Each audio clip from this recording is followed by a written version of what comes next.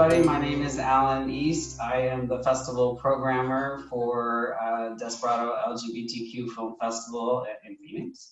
So we just want to say thank you for being here for our short film Q&A. That's really it. I'll do a little bit at the end, but I'm going to turn it over to Lisa Haas. She is in charge of this question and answer session with you guys. Thanks for being here. Hi, everybody. It's such an honor. It's such an honor to be able to talk with everybody and get to see you. And wow, I'm very, very excited because these are all like really great films. So here's what I was thinking. I was thinking that we could all go around. I'd like for you to introduce yourself and your film, and then here's what I'd like to hear from everybody first, if you're all into it. What was the kernel of that was your idea? What gave you the idea to tell this story, or what gave you the idea to tell a story that ended up being the story that you wanted to tell? So at first I thought we'd do that. Then I had questions for each of you, and then third I had a question for the women on the panel, and then later the men, or the female identified females on the panel, and then fourth I thought we could open it up for everybody to ask each other questions. So oh my gosh, so I'd love it if you went around. Please introduce yourself, the name of your film, and go ahead and start with that kernel. Erin, would you like to go first? Yeah, I'm happy to. I'm Erin C. Buckley, and I'm the writer and director of CC Dances the Go-Go.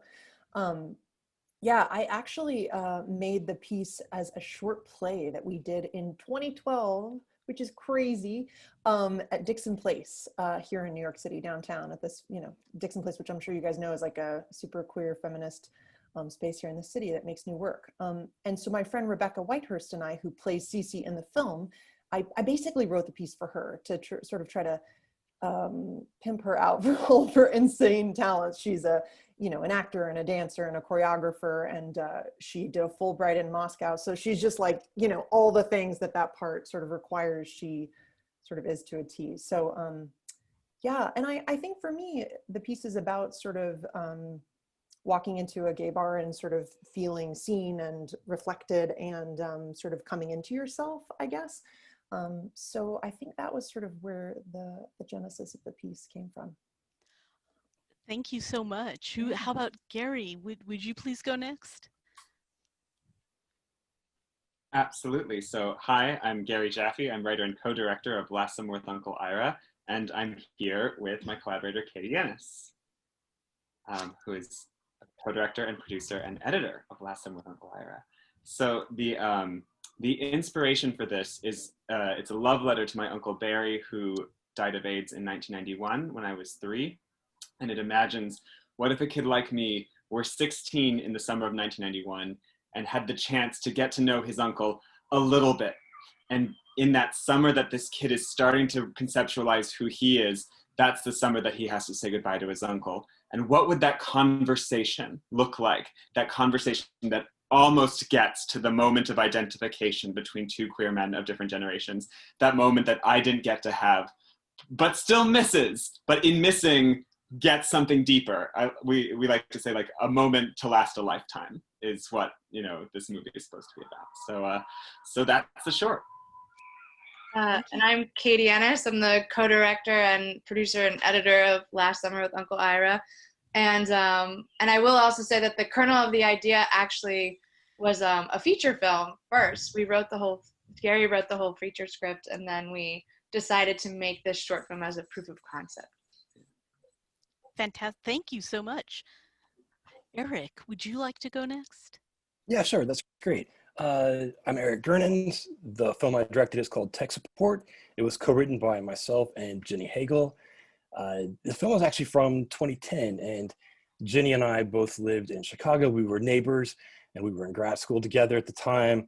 And we made a series of 3 short comedies, all lesbian rom-coms. And this is the second of the 3. The nugget of an idea, I remember sitting in Jenny's apartment, and we were pitching ideas back and forth about where we start the game. We knew the actors we wanted to work with, Nikki Lindgren, both of them were from Second City. And we just kind of kept pitching and came up with what became tech support. Thank you so much. Todd, would you like to go next? Sure. I'm Todd Gordon. My film is Old Hen. The kernel of the story is actually two kernels. One is many years ago, I worked in city government in New York City, a very dark, dingy, bureaucratic office. But in the corner of that office was an older man and an older woman with facing desks facing each other. And their wonderful platonic relationship brought light to that very dark, dingy, kind of unpleasant space. And that stayed with me I'm no youngster, it stayed with me for 30 or 35 years. And I wrote that as a short, and it just didn't have a lot of life to it for whatever reason. The second kernel, which is kind of layered on top, is that I have an old friend who is a cross-dresser. He's male, he's in his late 70s now, he's a cross-dresser. And over many years, we talked about his trials and tribulations coming out and being comfortable with himself, etc. He's heterosexual. By the way, he's not only more than happy for me to talk about it, he talks about it publicly all the time. And so over a period of months, we talked about this original story I had, and we layered on top of that a cross-dressing theme. And in the end, Richard Egan, who was my friend and who was the cross-dresser, became the lead actor. I brought him out of retirement. He hadn't acted in probably 15 or 20 years. So I'm a first-time director, and he's a first-time lead actor in this film. So that's where it came from. Thank you. Thank you so much. Natalie, can we hear from you? Sure. My name is Natalie Metzgar. I'm the co-writer and co-director of Immortal. And the concept for this actually started as, similarly to one of the other films, it started as a feature script that Bob and I had written. And, we've always been obsessed with this idea of life extension. Death is one of those things that's like universal, like societal fear, or something that we just are constantly facing. And, we use lots of different ways to try to, process that and come to terms with, the end of our life. And so this idea of being able to extend life, being able to cure aging, and also just the science research that's currently being done around all that, and actually how far it's already progressed, was really fascinating to us. And so we did this deep dive into the science and started talking with the researchers that are currently doing some of this, some of these clinical trials and stuff. And so it was partially that. And then also, I think many filmmakers can relate to this struggle with work-life balance, and, what is the most important thing to give your time and energy to? And is it the work? Is it your spouse or partner? Is it your family? And sometimes those are all in conflict with each other, or also connect in really weird and strange ways. And so it was the combination of fascination with life extension and the struggle with work-life balance that both came together for this short, which we kind of took some of the science concepts and some of the characters from the feature script and wrote an entirely new storyline in an actually completely different genre, trying to contain it more. The feature is this crazy thriller set in the Mississippi Bayou, but this is much more contained, so for us just to kind of test out some of the ideas and the characters. Thank you so much. And Lorena, and am I saying your name correctly? You are not, but that's okay. To whip it on me, how do I say it? It's pronounced Lorena, and then Lorena. If you want to be advanced, it's Lorena, but no bonus points in life, Yeah, my film is The Secret Gardener. I do want to acknowledge everyone has such beautiful reasons and backgrounds, and mine's a lot of caca. I'm a comedian. I've been doing comedy for 10 years, and I'm a Latina. I look like Shia LaBeouf in the middle of quarantine, but I am Colombian. And a lot of marginalized people, we just don't get.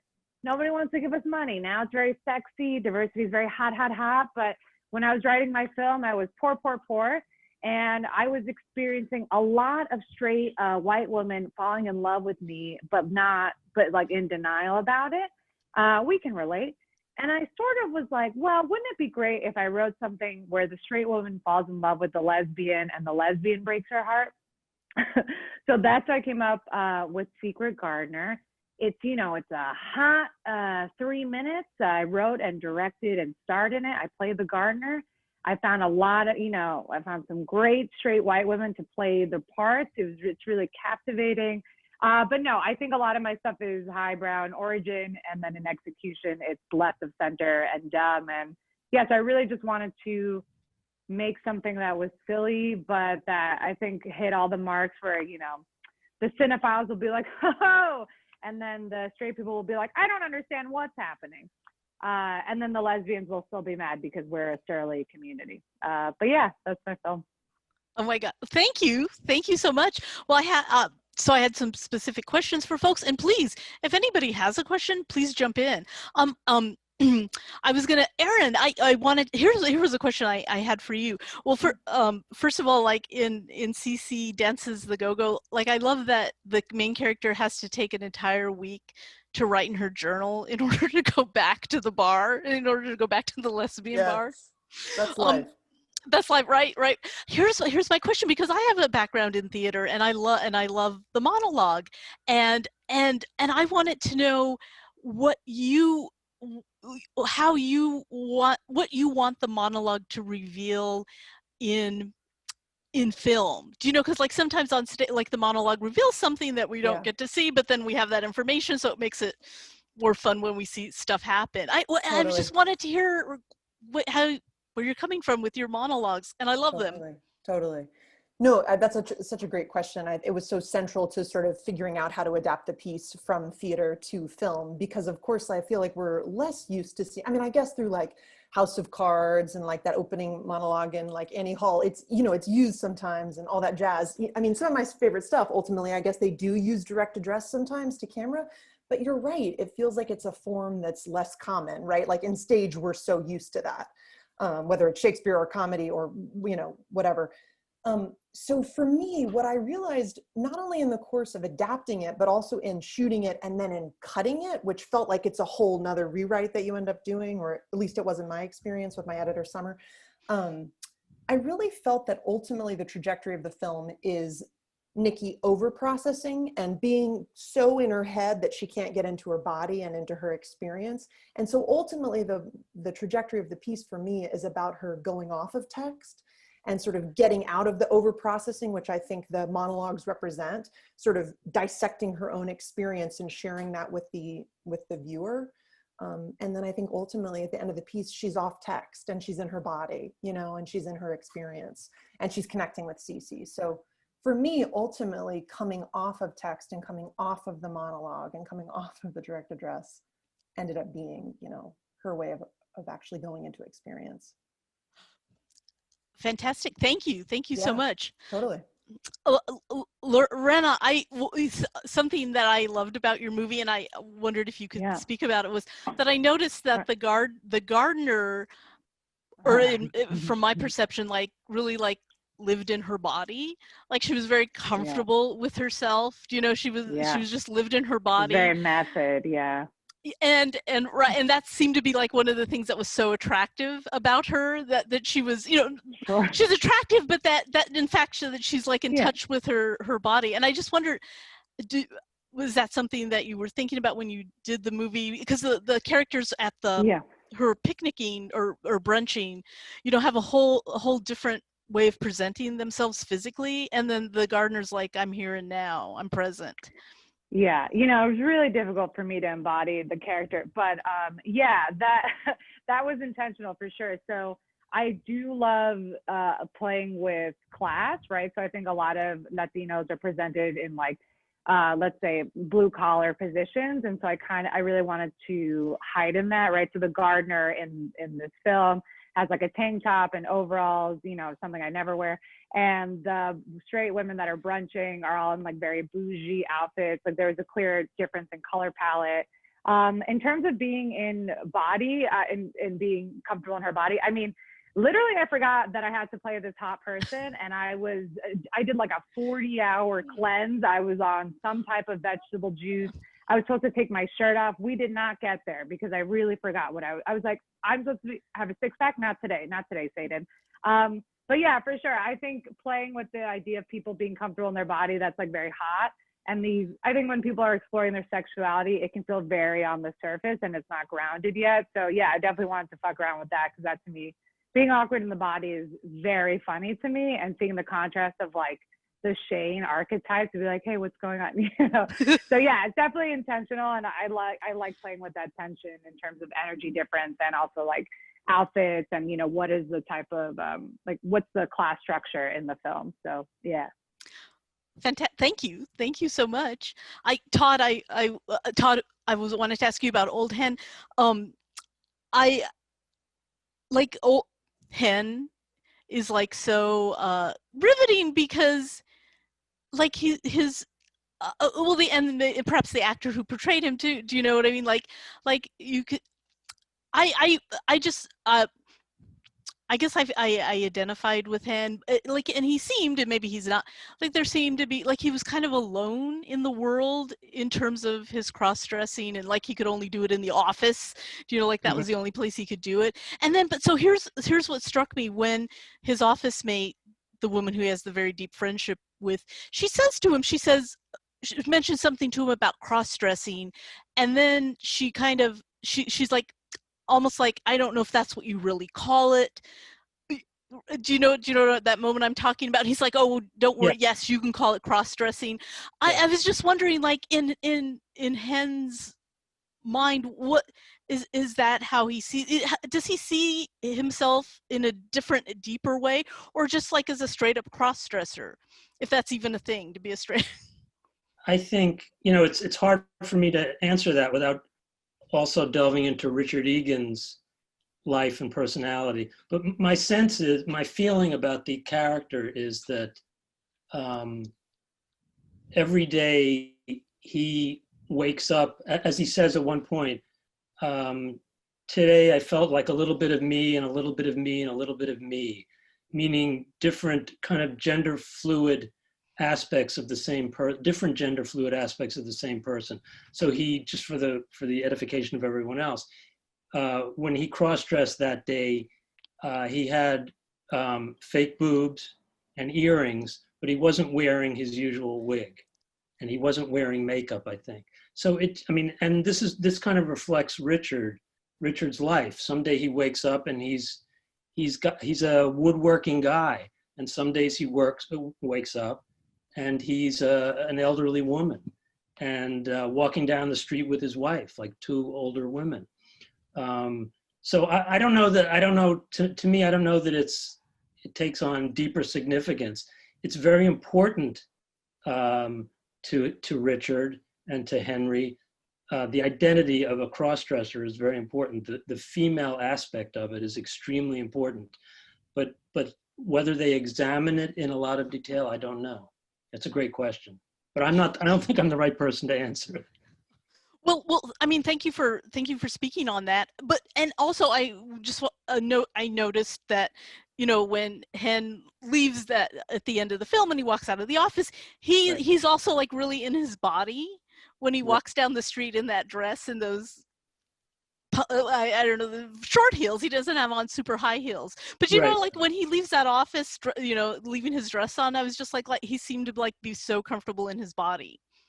Right, and that's how he's most comfortable, dressing like a woman, basically. That's where he feels that he's home, so to speak. Yeah. Thank you so much. Thank you. Gary and Katie last summer with Uncle Ira. I wanted to ask. Here's what I want to ask you guys. How do you like to work with actors?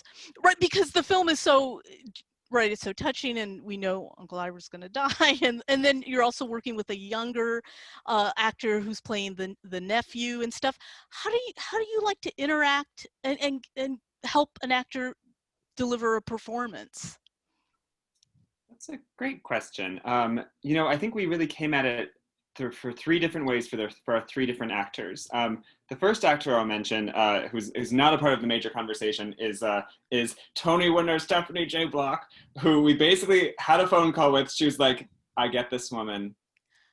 Here's my experience as a mother," and then all we had to do was like put the camera on, and there she was. And in some ways, it really helped that that's a mostly silent role, and it's mostly in her eyes. With the very talented Wayne Wilcox and Igby Rigney, who play Uncle Ira and the nephew Daniel, respectively, we did have one rehearsal.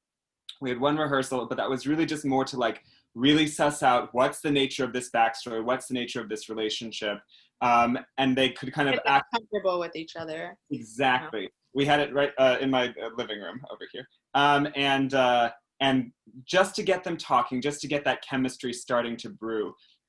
With Igby, it was really important that we auditioned that role, because we just needed a kid who could kind of keep secrets from us and who could have this interiority. And Igby, I gotta tell you, look out for him, because he A, camera loves him, and B, he would, even in that audition in live space, he was able to imbue these kind of little words with a real depth. And then once again, all we had to do was turn the camera on him and really sort of, in some ways, just pitch the speed at various moments.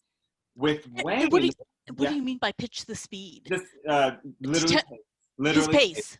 Because we didn't want to. I think sometimes we framed it in character purposes. There's not enough time. Get this line out. Make sure he hears it or something like that. But really, it was just to kind of bring the urgency up. It was very superficial, but that was because we knew that he the character was there inside, and we didn't really want to mess with it. And it was a quick shoot, 2 days outdoors. We basically started by doing we love long takes, so we really we ran that whole conversation through a couple times without even stopping them at the beginning of the day. We just sort of let them naturally live in the scene. And then once we made it through that a few times and we really felt like we were beginning to inhabit the world, then we would jump in and start being okay, let's focus on this, these 4 lines, this back and forth, and let's just do variations on that part of the scene. And that's pace up this section. So we really just kind of we started running it like a play the first half of the day so that they could live in the world. And then we went in and sort of just targeted the performances where we felt we needed to recalibrate. And but yeah, like Gary said, we did the whole thing in a weekend, in 2 days, where we were fighting the weather and fighting the tides and changing. Yeah, and the sun moving across. So we had a lot going on that day, but we were lucky that we had 3 just phenomenal actors who really brought it. And briefly, just to speak about Wayne, the one thing that we added for Wayne's process is we had a really nice lunch with him, and we really sat and talked about this man and his life and what he really wants from Daniel, because Uncle Ira, as opposed to Daniel's interiority, is such a kind of charmer, exterior, joke maker person, which of course is hiding an interiority. But we wanted to really make sure that we were all on the same page about what this man kind of does. We went and saw Wayne perform with his friend, this woman who was the original Eponine and Les Mis, and so we really got a lot of Wayne the showman, and then found ways to incorporate that in the space on the day with the way that he's trying to kind of charm his nephew into a real moment that he may not get. But at the same time, it was all about what's under that. But it's also a film shoot, so it's sort of take it, just give me just more options, less time, more options, we'll figure out in the edit. And that's exactly what we did. It's not always a romantic art. Right. Thank you so much. Erik, so tech support, I sort of had 2 questions. Well, one, it's so very funny when the women are like, well, I drink tea. Well, I drink tea too. One was like, I go to college. I went to college. I just thought that was very funny, so I wanted to mention that. I sort of had 2 questions. I guess the first question was, the women when they're talking on the phone, how did you shoot that? Was somebody always on the other line delivering the dialogue, or I'm just curious how you shot that. Yeah, we did it. We did single camera with everything, but they were both actresses. We were in Jenny's apartment the whole time. We built the office scene for Nikki in Jenny's living room, and then we did everything else with Jenny around the apartment and then around our neighborhood here in Chicago. But so they were feeding off of each other, but we didn't record them at the same time. So yes, they were always, and they had both toured the Second City for several years. So Jenny and Nikki knew each other very, very well, and they had an amazing comic timing. And then everyone everyone in the smaller parts as well were either friends of ours or people who had worked with Jenny at Second City. Well, thank you for sharing that. And also, like, technology changes so fast. Mm-hmm. What like is there, if you could shoot the film now, just technology wise, mm-hmm. is there something that you would do differently or not, but perhaps mm-hmm. nothing? Well, the biggest thing is, I mean, we shot that in standard definition. We actually shot it, I think, in 2009.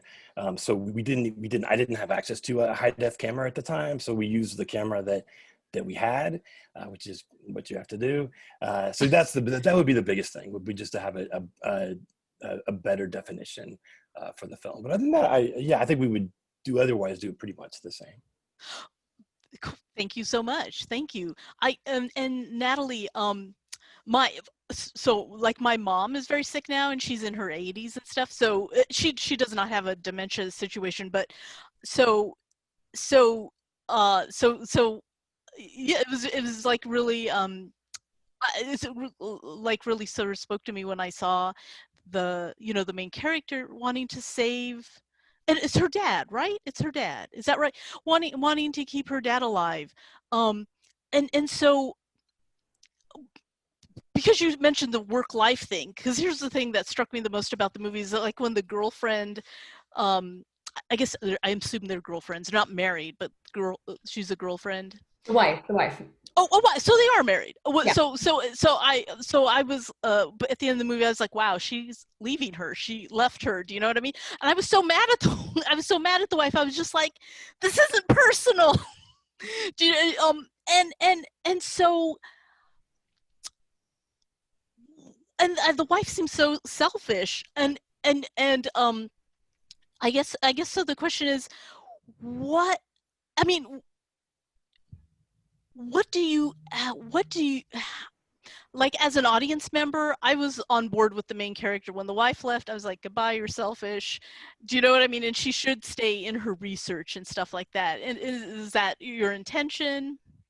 You know, it's interesting. People take such different perspectives on this film, and what are some of them? I'm curious. Yeah, what are some of them? So some people's perspective is like, how awful is Anna? She's completely like neglected her wife. She's like missed all these things. She's completely MIA, and like she's doing this like mad science research. And then other people are like, no, she's changing the world. She's saving her father. Like, yes, if she's going to be like a little bit, MIA for a few months, that's worth it to change the world and save a life, And so I think it's really interesting people's perspective on it, because they really do fall in these different camps. But I actually fall in a similar category to you, where, to me, it's like, I think the ending in my mind justifies all of what she's done. And like, yes, of course, like, you don't want to neglect your spouse or do these things, but she has achieved something that's, potentially so incredible and, and amazing. But this is, the struggle, I think the fine line that the character of Anna walks is that she's not this like, complete hero. She is someone that is, very much struggling, with these things and might have these like obsessive tendencies that might not be fully healthy, and she has done like some unethical behavior with how she got some of her equipment and, all these different things. And so it's this like interesting line, and people definitely take very different perspectives of like whether what she's done is worth it or not. So I love hearing, your perspective on it. It was worth it. And she's not an uncaring like, she seems like a very caring person. It was worth it. I'm mad at the wife. How was it working with those mice? Oh my gosh, the mice were, I mean, they were distracting. Everyone kept on getting distracted by them. They're, you know, they were very adorable. And one of our PAs was like just in charge of like taking care of the mice. But yeah, I mean, it was this like tough thing of, you know, we only needed them for, you know, we shot over the course of a day and a half. And so we only needed them for this short period of time. And we wanted to, you know, do, you know, like just have animals on set in a very ethical way. And so the best thing that we could figure out, which sounds really grotesque to some people, but you know, you actually can buy mice from a pet store to you know, for snake food. And so what we did is we bought these like mice that were supposed to go straight to a snake, and we gave them 2 days of love and petting and gave them their 15 minutes of fame before they were eventually donated to a friend with a snake. So we saved them briefly a few days. But yeah, it was really, like, they were the most charming background I've ever had. And just quick, because there was so much technical, like all the chemistry stuff, and everything seemed to be enhanced because it was backlit in some way. Like, how did it look so real and good? Was lighting a big part of that? Yeah. So our cinematographer, Nick Matthews, is just incredible in the way that he uses light. And, you know, because of our longer takes, it was this very much a challenge for him of how to light the house in a way where we could sweep around the entire room and not see any gear, but also have it all be perfectly lit. And so it was a lot of, you know, putting the lights all outside of the house and having it come in these interesting ways through the windows, through the X-rays, you know, stuff like that to, yeah, to like really enhance this like weird, strange lab that she's created in this house. Cool, thank you so much. And all of you, some of you spoke about this a little bit, but I just wondered if everybody could go around and say, like, how do you know when it's a short film, or how do you know when it needs to be a feature, or is it a short film because on its way to being a feature, or is it a short film because of budgetary restrictions? And some of you spoke about that a little bit already, but yeah, how do you know? That's my question. Like, how do you know it's a short, or yeah, or it's a short that's on its way to being a feature, or I wish it were a feature, but it's only going to be a short. Anyone? I mean, I'd like to hear from all. I'm guessing the honest answer is that everybody ultimately is wanting to make a feature. So the short film is, it's either like you're in college and you're learning and you're just figuring out how to do these little stories and how to use the equipment, or shorts can be a proof of concept or a feature that you're using, you know, as a fundraising mechanism to just kind of prove like, this is what we do as a director and this is a slice of life from the story. Or, I mean, short films also can just be calling cards for young directors who are trying to show, you know, like, this is the space I want to work in, and I'm trying to get into the film festival circuit and like network and get to know people, like, but you obviously, like, you don't ever make a short film for the money. Like, it's 100% a thing that you're doing because you love storytelling, and it's a means to being a storyteller and optimistically pursuing that career path. So, you know, for us, Gary and I have made a couple shorts, and this is the first one that we've done that's really specifically been like, this is a proof of concept for the feature that we want to shoot next summer.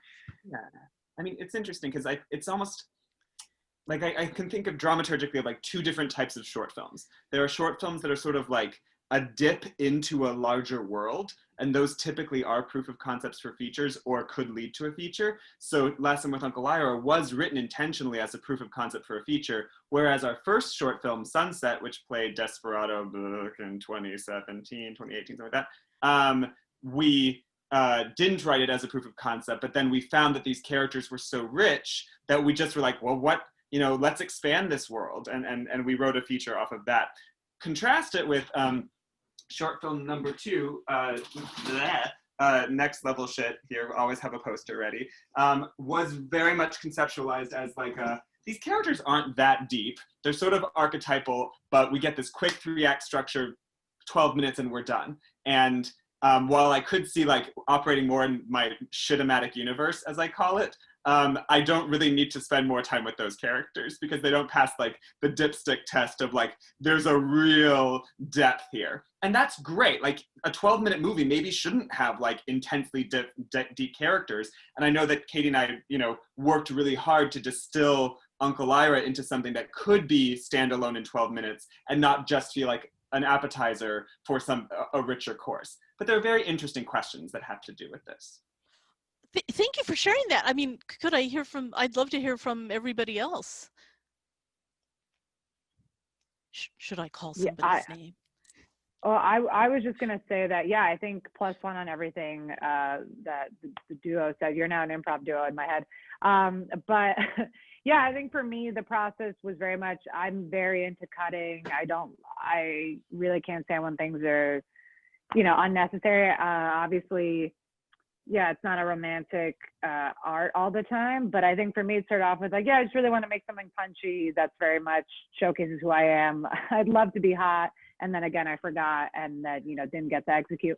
But yeah, now for me, this really much is the goal is to make it into a feature and just be like, this is the 3-minute, like fast-paced version. Like, let's make a 90-minute.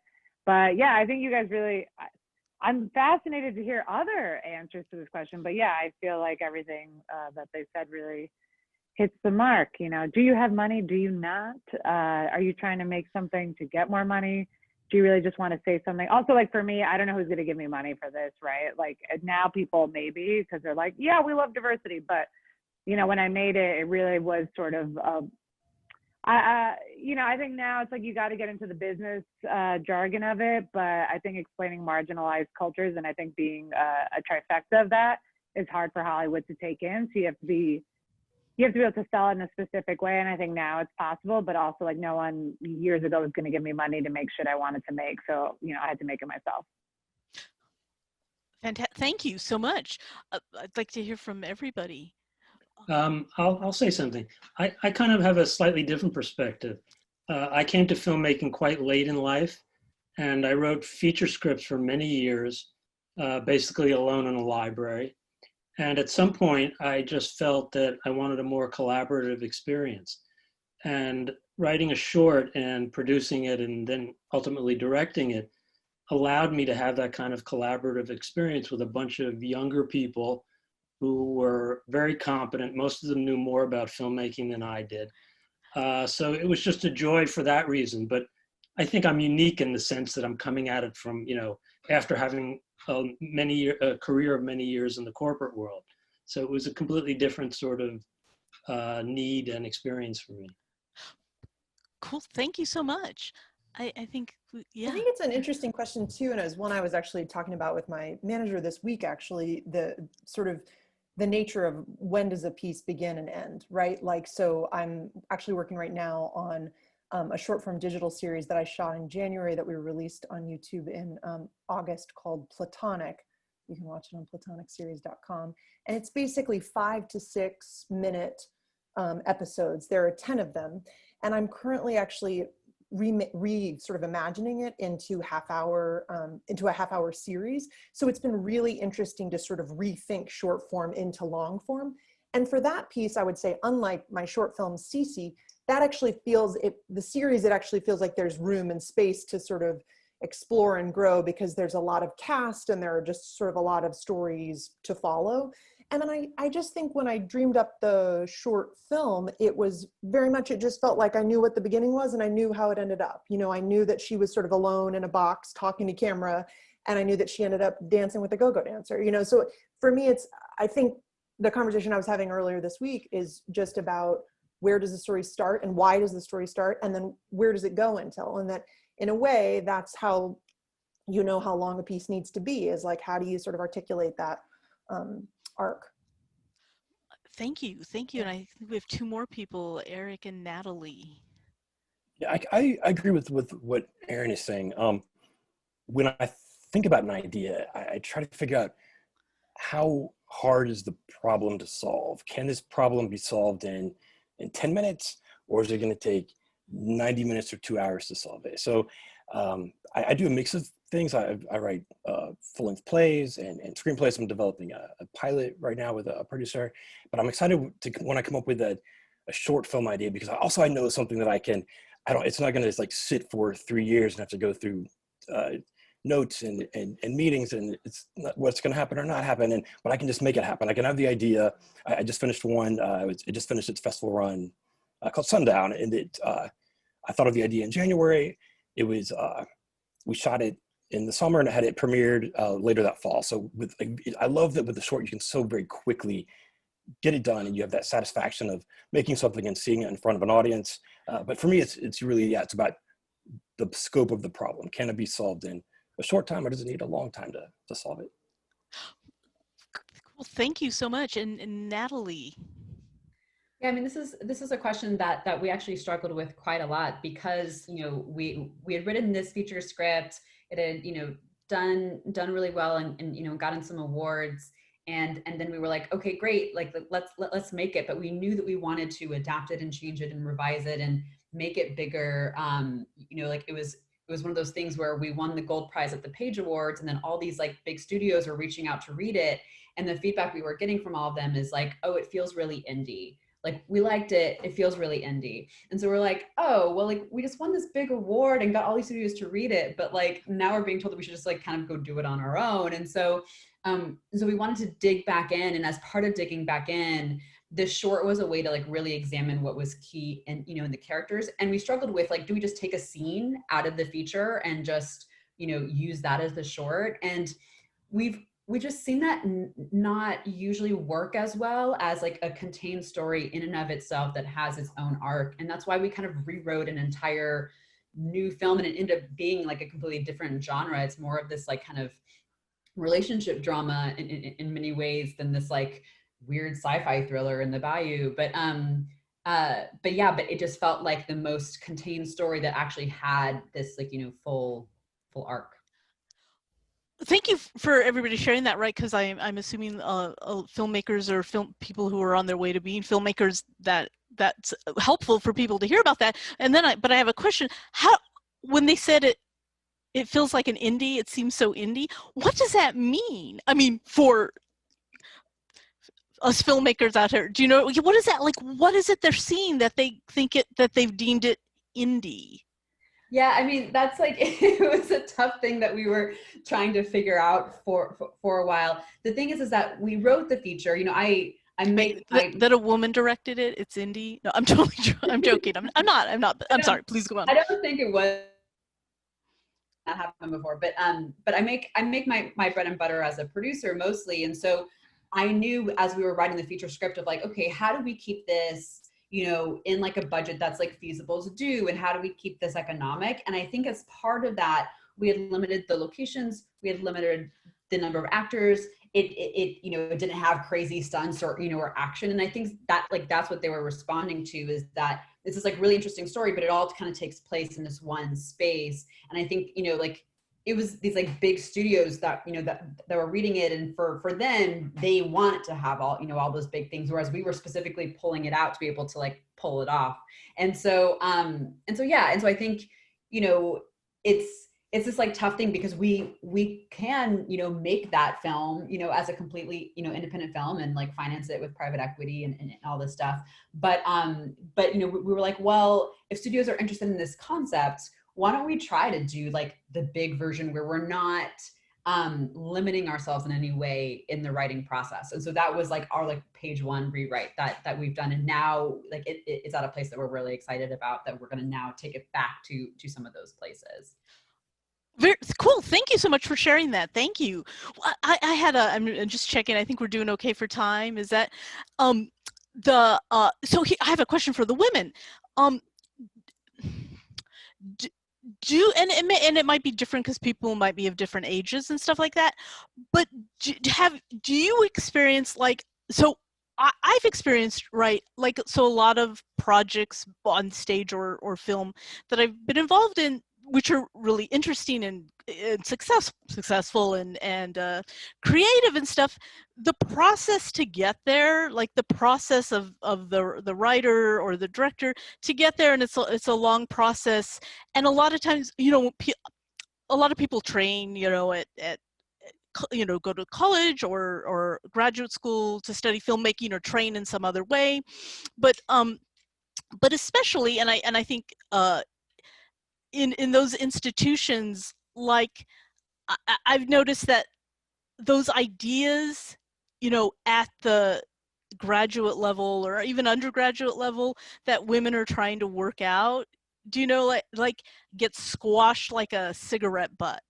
Do you know what I mean? It's like, this isn't perfect, or this isn't the structure a film should be, or this is, do you know, and women more so than men, like, this has been my observation, of course, like you know, their stuff like gets, you know, killed before it even gets off the ground. Like, there's not, I guess, what, I'm not sure how to ask this question, there doesn't seem to be an acceptance or an understanding that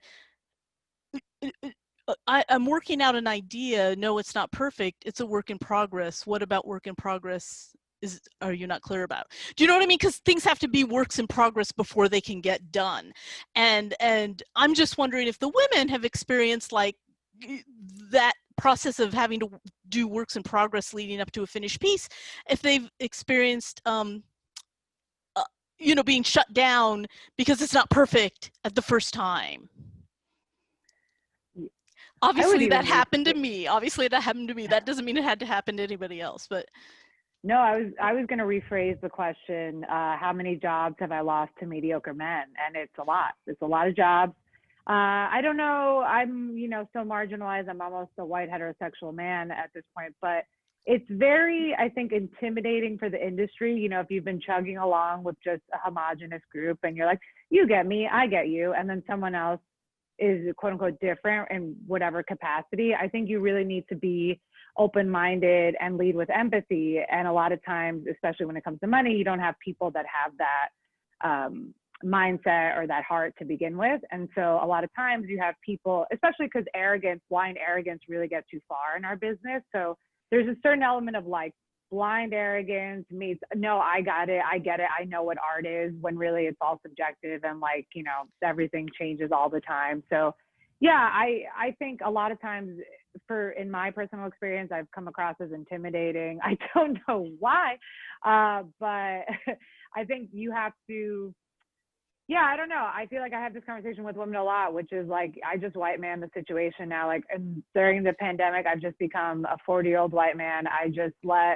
if this is what I think, this is what I believe in, because everyone really wants to squash your energy and people want to make you second guess yourself, and egos get in the way a lot. But yeah, I think especially women, I think queer people, BIPOC folks, we really fall prey to, I think, getting squashed because our ideas are different and people you're not always going to get the best advice from another person, right? Like if I'm bringing a Latino driven story to a white exec, they're not always going to be the right person. Similarly, I could bring it to a Latina person and they may not be the best person to give me advice on a piece of art because we all have different strengths and toolkits.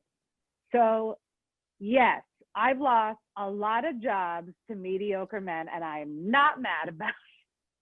But I do think we also have to laugh about it, and that's how you create change, is starting conversation, right? And just being like, hey, optically look at who you're working with, and like actually diversity in every capacity is what makes a great workforce and a great environment to work in, for acting, for writing, whatever it is.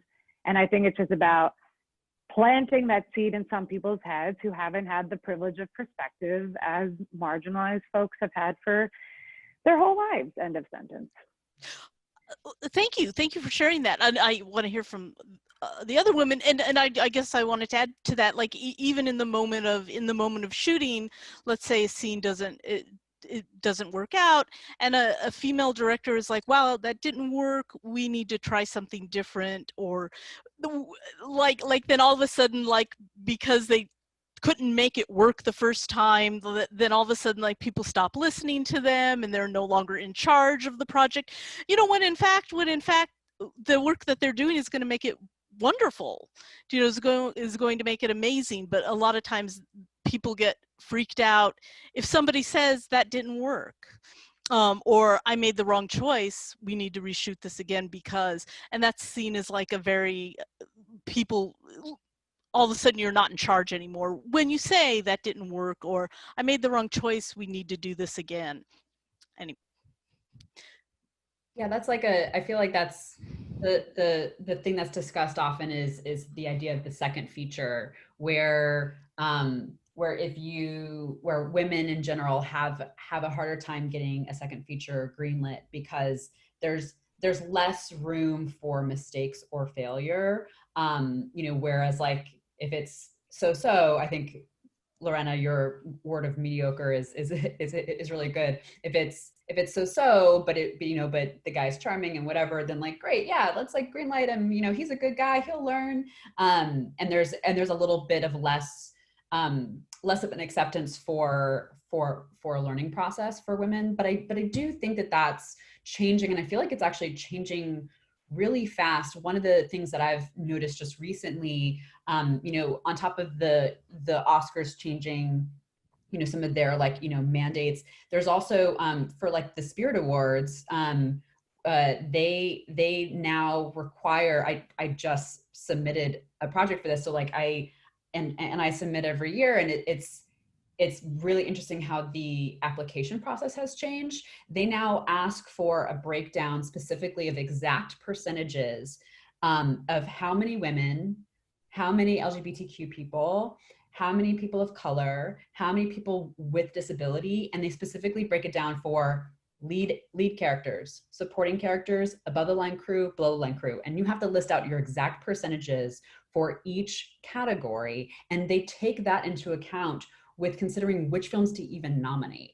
So like it's something that all of a sudden, and I know it's even changed how our team is looking at it, because we obviously are always taking diversity into account, across all fronts, across gender, race, sexual orientation, everything. And this was like something of like, oh, let's actually look at our numbers. And it was the first time that I think we had done that breakdown of that like percentages, and like, oh, we're doing like really good in this department, but we're doing less good in this department. We actually really need to keep an eye on this. And so I think just the process of forcing people to look at their data to actually like calculate the their percentages. I mean, like, a lot of times you hire these big crews and that there are, you're like trying, for diversity, but like, what are the actual numbers? And I think that is going to force people looking forward, after submitting, it's like their next project, all of a sudden they're going to be very much more mindful of that.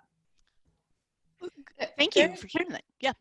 There's definitely less room for error. Which is interesting because there are so many more opportunities now, and like all of these, movies, TV shows, everything, like there's so many more labs and diversity programs. So there's all these doors opening for women, but I do feel it's very true that there's less room for error, that you really have to come in and like fully execute and earn trust in a way that men don't have to. Like, so there are all of these opportunities, but you're just expected to jump through more hoops before they take you seriously. Like, I work primarily as an editor. Like, that's how I make my money. I work on a lot of like big New York City TV shows. And it's weird how it's still definitely like the TV world's still, the higher ups, it's very much a boys club, the DPs, the showrunners, the directors, and you're a fly on the wall in a lot of these conversations when you're an editor. And I do still hear these prevailing opinions of like, oh, we had to hire a female director to hit this quota. Oh, like, we're concerned about this episode because this young female director is handling it. And like, so we're just really gonna have to handhold her through this. Like, you do still hear that, but at the same time, like, challenge accepted, we can do it. We're gonna do it. We're like, women are tremendous storytellers, and like, I have all the faith in the world, and if you just believe in yourself and you have the confidence and you seek out these opportunities, like, women are making it happen. And like, sure, maybe it's a little harder for us, but like, I guess I like that a little bit too. Like, I like having that thing to push against, and it lights a fire in a way. But everything's changing. The pandemic is changing the whole industry in a way that nobody really fathoms yet.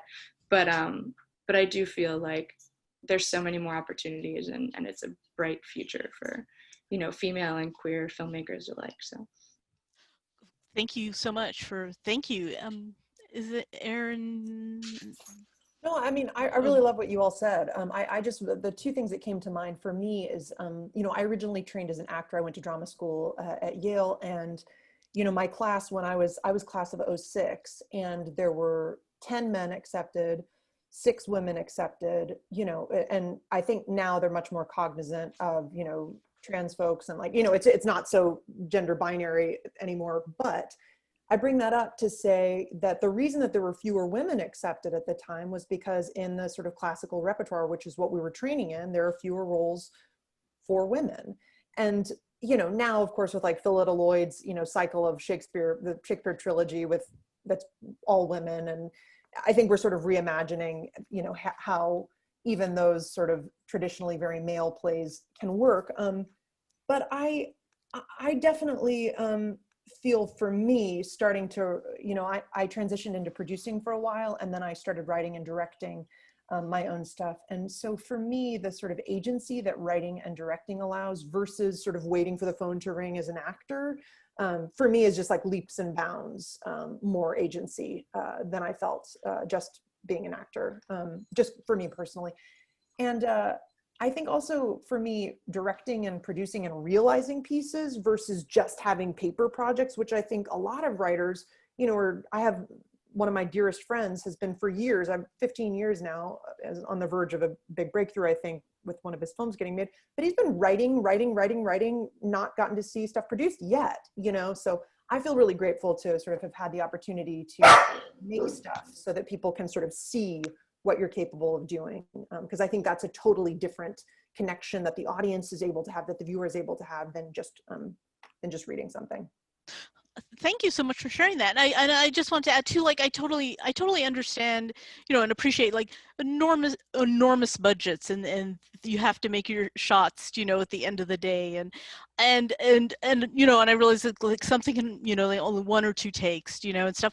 But sometimes it looks like it was done in 1 or 2 takes, and moving on, so I guess I find that frustrating. Do you know what I mean? Like, okay, what's not that good? It was done in 1 or 2 takes, but that's okay because it has a big budget.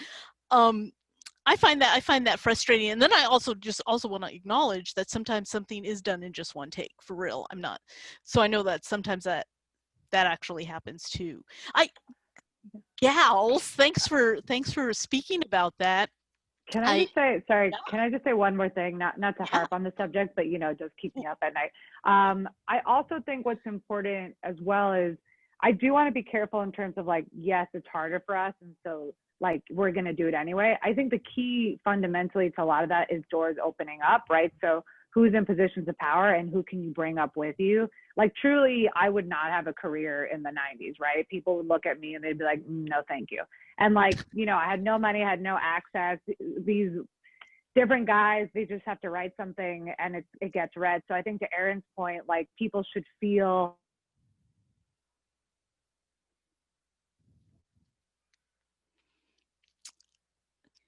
We're having a delay. I'm one person. Oh, sorry, can you hear me? We had a delay in audio. We heard people should feel, I think, or. Oh, good. I was saying I was a white supremacist, so I'm glad. No, I'm just saying that like, I think now is the time to really, you can't, just because there's more scholarships and stuff, like I was one person who received a scholarship. There were 200 people that applied. They didn't get that scholarship, right? I'm one person that got to make it, right? And I have a career now, but there's so many people that look like me who also don't have money, who also don't have access. And so I am able to make it because other people are opening doors for me. So I have to open doors for people that are there with me. So yes, it's easier and better, but like, please do not sit on this diversity is hot thing. It's really very much like it's hard. You have to get good at it. And it's super competitive now more than ever. But if you are in a position of power, take chances. And like, God forbid there's mediocre content from marginalized people. It's like, I would love to make a sort of okay TV show and it still air for 5 seasons because white people have been doing it for 100 years. So challenge accepted, but like, you got to keep pushing and you got to open doors for everybody. thank you so much. I appreciate that. Thank you so much for sharing all of those things. I want to reach out to everybody, and I'd love to hear what's project is on your front burner or back burner, and or how has the pandemic like shaped what you're going to do next? So I guess the question is, you know, what is your next project or your back burner project, and like, is the pandemic made you rethink how stories or film might be moving forward? I mean, it could be just temporary, right, for a year or two, and then we're back to normal, or the usual. But yeah, I would love to hear from folks. Should I call someone's name? Okay, Gary. Well, so Last Summer with Uncle Ira, as Katie and I mentioned, is a proof of concept for a feature, and we're still pushing forward on making that feature. We'd love to be shooting it summer 2021. We just had a conversation about maybe COVID will mean 2022, but we're still gunning for 2021. And we really cranked the revisions process from March to May. I joke that productivity is my coping mechanism. And boy, did it help. I was, living in lockdown, to be able to just be like churning through rewrites. We took the project to the Inside Out Finance Forum in May and to IFP Week in September. And we're excited to say that Last Summer with Ira is going to be one of the Outfest Screenwriting Lab projects, which has been pushed to December. So like, we're just trying to keep that momentum rolling until there's a movie. Maybe it'll be next year that we shoot, maybe the year after that. But God damn it, there's gonna be a movie. So, yeah, we're gonna make it. It's happening. We're super excited with the script, and we have used this time trapped in our homes to really just like hammer out version after version. And it's given us all this time to do the homework. Like even with IFP Week, like we were able to research every company that we met with and sort of like be able to frame the conversations. And now, the big bummer is obviously that COVID like doubles your budget. So making a first time feature, it's already hard to raise the money. Now you have to raise double the money.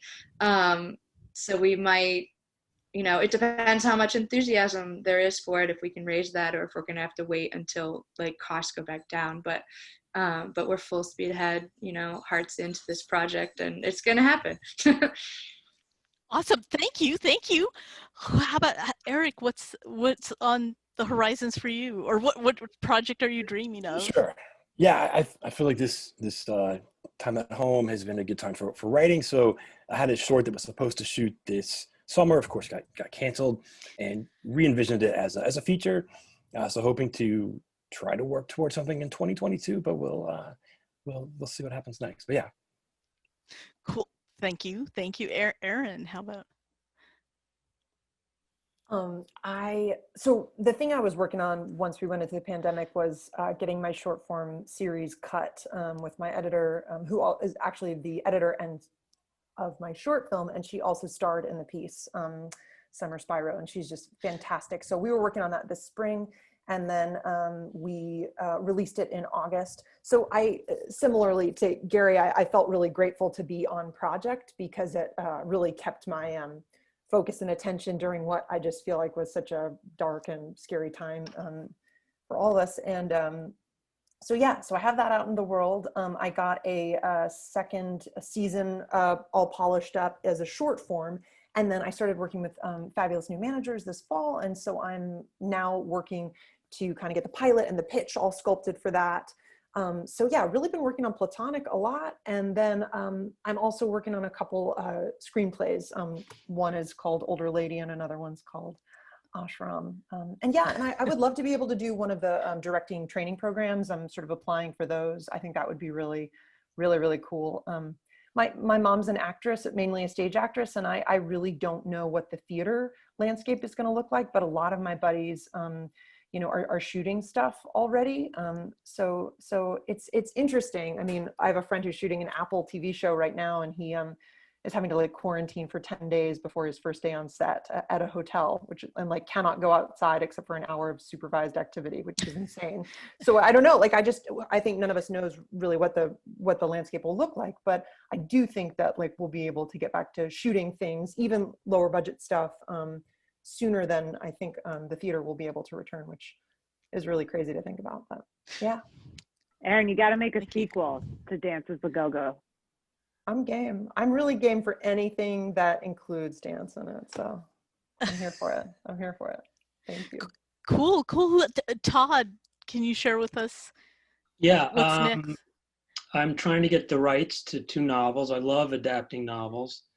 The only ones I can really afford are ones that are quite old or out of print or otherwise neglected. So I'm working on those rights.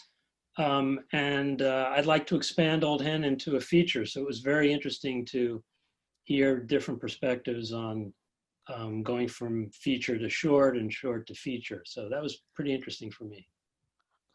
Thank you. Lorena, what's next for you? Yeah, What are you thinking about or dreaming about? Or No, I'm doing stuff, kid. I don't know why. I am thriving in the apocalypse. Also, Lorena. Whatever. I'm sorry, if you Lorena. think Lorena Bobbitt, don't follow that instinct. What a bitch. Lorena. Yeah. Thank you.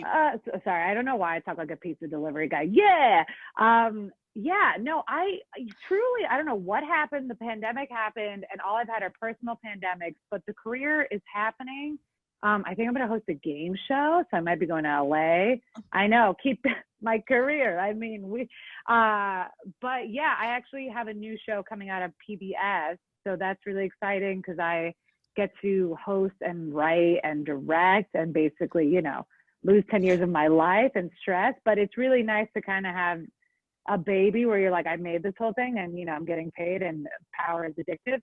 But yeah, and I'm in development I used to be a professional soccer player because, I'm a stereotype. And I have a show coming out, hopefully about that, because I used to play in an underground soccer league. Anyway, more on that. Go on my Instagram at Colonial Man page. Have a good time. But yeah, so I got a lot of different pots cooking. Maybe we'll have a rom-com if I don't die from exhaustion. But yeah, thanks for asking. And I'm also really happy to hear that everyone is still feeling creative, because I think that's kind of the main hurdle to battle. You're like, oh God, the news. Oh God, my job. So yeah, I think it can feel really hard during these times, but I think what's most exciting is to create stuff. Hopefully, if you get to create stuff that is hopeful, if you work in the news, I'm sorry, but getting to make stuff that feels hopeful for our communities feels actually really humbling and inspiring in a way where I feel like the Dalai Lama, even though when you watch my film, you're going to be like, that is garbage. But yeah, so it's been exciting to get to do some of that and sort of feel spiritually awakened and at the same time be like, oh God, so tired. But yeah. Can you reveal the PBS series? Is it revealable yet or not yet? Oh. It is not, but if you... No, I can't say that. I really am so close to being sued every other day. They're like, you need to stop. But it's coming out soon. It'll be mediocre. Obviously, will you enjoy it? Nobody knows. Who am I? I'm not sure, but I can't reveal, unfortunately. Not a problem. It's coming out soon. December. Go on PBS and go at Colonial Man Face for all of the updates. You'll get them all. Hot off the press. Todd, I already see him. He's following me on Instagram. Oh, thank you, Todd. Oh my God. Todd's my manager. Todd, I don't know Todd. Never mind. Cool. Thank you. Very cool. Very cool. I think Natalie, we haven't. What's next? I was very, very lucky with the timing of one of my most recent projects. I produced a film that we shot in upstate New York, January 5th through March 10th. We wrapped March 9th. I flew back from New York March 10th, and 3 days later we were in lockdown. But we got everything in the can, which was amazing. We were able to be in post throughout the pandemic, just working remotely. And we actually just finished that film. We're working on like so many festivals, and we just brought on our sales team for that. It's a film that we partnered with Ubisoft, the video game company, on. It's based off of on one of their titles that we're really excited about. And then the feature version of Immortal, we just finished a major rewrite, and we're going to start taking it out, and we're planning on shooting in summer of 2021 in Mississippi or Louisiana. We're still figuring that out.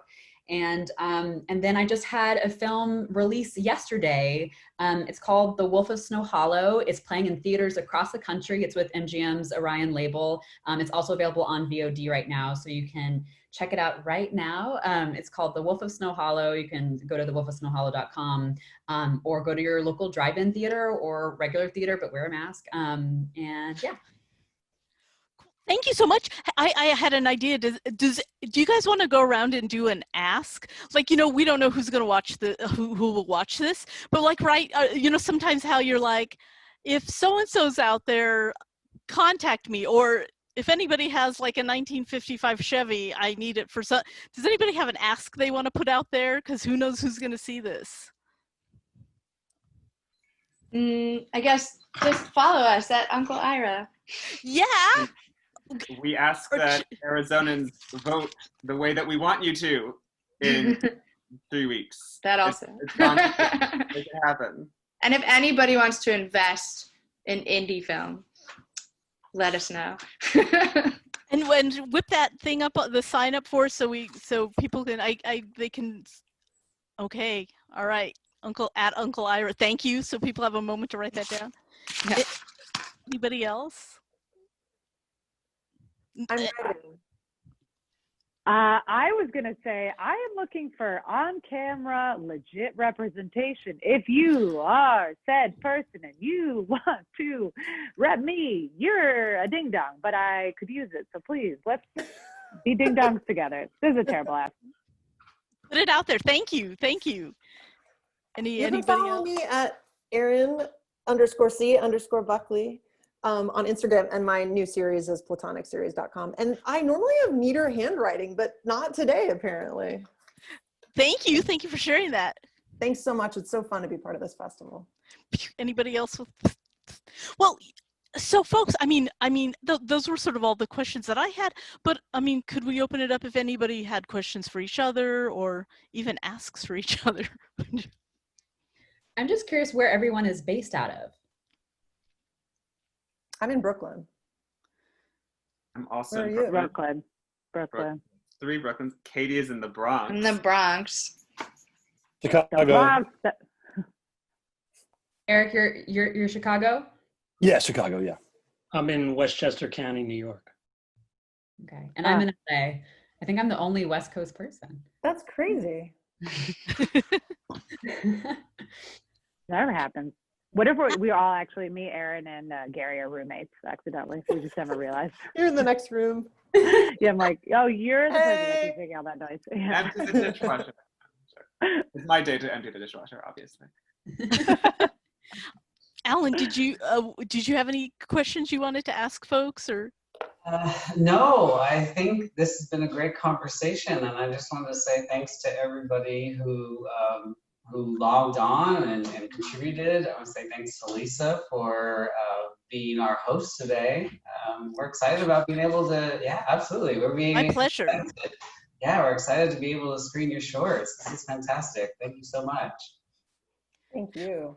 Thank you for programming us. Yeah, Thanks for having us. Kind of business that I got to go through. I just want to say thank you to our sponsors and to Paradise Valley Community College and to the Maricopa Community College District for supporting us for over 12 years now. So thanks to them. And vote. That's right. Vote. Yeah, go vote. Yeah, Vote. please vote. Thumbs up. All right, thanks, Thank you very guys. much, Really nice everybody. meeting everyone. And please help Thank us you, everybody. on your social media and have a great weekend. Thank you so much. Thank Well, you. thank you, everybody. Thank you so much for the great questions. Thank you for answering them.